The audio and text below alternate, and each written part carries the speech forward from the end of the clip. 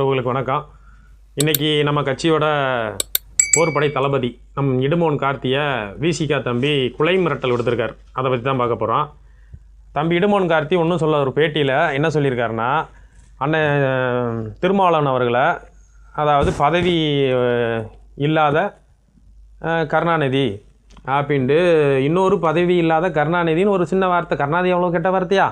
இந்த வார்த்தை சொன்னதுக்கு இப்படி எப்படி என் தலைவனை சொல்ல போச்சு அப்படின்ட்டு என்ன செஞ்சுருக்க, தம்பியை மிரட்டுறதுக்கு பெட்ரோல் குண்டு வீசுவேன்ருக்க. அது எப்படி? வடிவேல் சொல்கிற மாதிரி, என் ஊருக்கு வாடா, அப்புறம் என் தெருவுக்கு வாடா, அப்புறம் என் வீட்டுக்கு வாடான மாதிரி தம்பி எப்படி எழுதியிருக்கேன் அவங்களுக்கு பின்னோட்டத்தில் வச்சு விட்றேன் சைடில். இந்த ஊர், இந்த தெருவு, இந்த வார்டு, இந்த டோர் நம்பரு, இந்த வீட்டில் வீசுவேன். என்னப்பா இவ்வளோ காமெடி பண்ணிக்கிருக்கீங்க? மிரட்டக்கூட தெரியலையா உனக்கு? அதுக்கெல்லாம் அஞ்சுறவனா தம்பி இடுமோன் கார்த்தி? போருக்கே தளபதியாக இருந்தாலும் துரிதமாக முன்னாடி போய் எதிரியை எதிர்கொள்வான். இது கருத்தியல் போர். அவன்கிட்ட அம்மன் ஜல்லி எடுக்க முடியாது, அம்புட்டு பேசுவான் தம்பி. அதில் நீ எல்லா டோர் நம்பர் வரைக்கும் போய் இப்போ எஸ்ஐஆர் வந்துச்சு, அது எதுவும் ஓட்டு லிஸ்ட்டு ஓட்டு எதுவும் விட்டு போச்சா உனக்கு? அது எதுவும் எடுக்க போகிறேன்னு நினைக்கிறேன். அதனால தான் டோர் நம்பரு, ஊர் நம்பரு எல்லாம் எழுதி ஏதாவது வந்துடப்போகுது ஏதோ பேசி பெட்ரோல் குண்டு வீசுவேன். அது எப்படியா? நீ வந்தாலும் வீசுவேன், உங்கள் அண்ணன் சீமான் வந்தாலும் வீசுவேன்,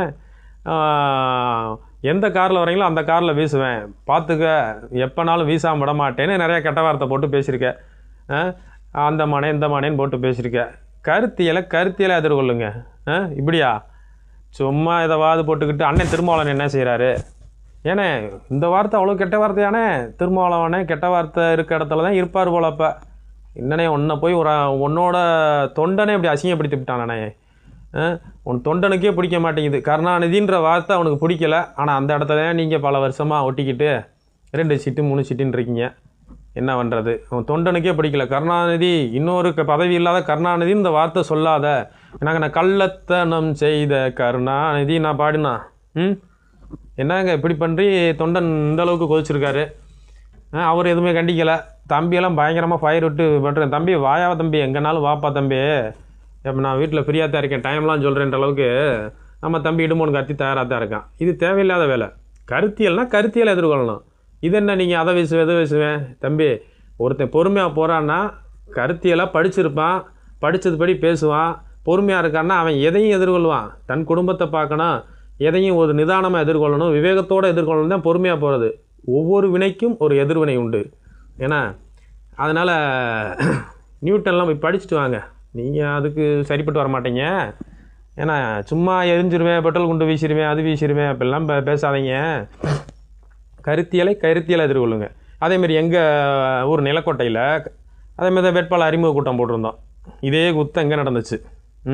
அதை வேணாம், அதெல்லாம் பெருசாக்க வேணாம் அப்படின்னு விட்டாச்சு. அப்புறம் மாவட்டம்ல என்னன்னா, நான் மேடையில் பேசும்போது அண்ணனை சொல்லித்தானே பேசணும். ஏன்னா அண்ணன் ஒரு வாரத்துக்கு முன்னாடி விசிகாமினர் கூட்டம் போட்டு சீமான் அண்ணன் ரொம்ப தரக்குறைவாக பேசியிருக்காங்க. அப்போ நம்ம சும்மா வருமா சொல்லுன்னு ஏறிடாத அண்ணனை பற்றி பேசுனா?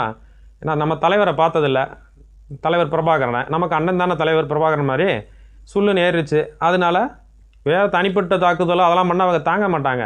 சும்மா சின்னதாக, அதாவது இவ்வளோ நாள் அண்ணன் வந்த வரலாறு ஹிஸ்ட்ரி. கருணாநிதி வீட்டில் இருந்தார், அப்புறம் ஸ்டாலின் வீட்டில் இருந்தார். வீட்டு வாசலில் 2 சீட்டு போட்டாங்க, 2 சீட்டு கொடுத்தாங்க, இருந்தார். இப்போ உதயநிதி வீட்டிலையும் இருக்கார். இதெல்லாம் விட ரொம்ப கஷ்டமானது அடுத்து இன்பநிதி வீட்டு வாசல்லையும் அண்ணன் வரவங்களுக்கு பதில் சொல்லிக்கிட்டு, எதிர்த்து பேசுகிறவங்களுக்கு பதில் சொல்லிக்கிட்டு, இவர் தானே அனுப்பிச்சி விட்டு வாய்க்காவல் மாதிரி வச்சுருக்காங்களே அப்படின்னு ஆதங்கம். இது அண்ணனுக்கு வருத்தமாக இருக்கோ இல்லையோ, ஒரு தமிழனா எனக்கு கஷ்டமாக இருக்குதுன்னு மேடையில் பேசுனது கொதிச்சுக்கு வந்துட்டானுங்க.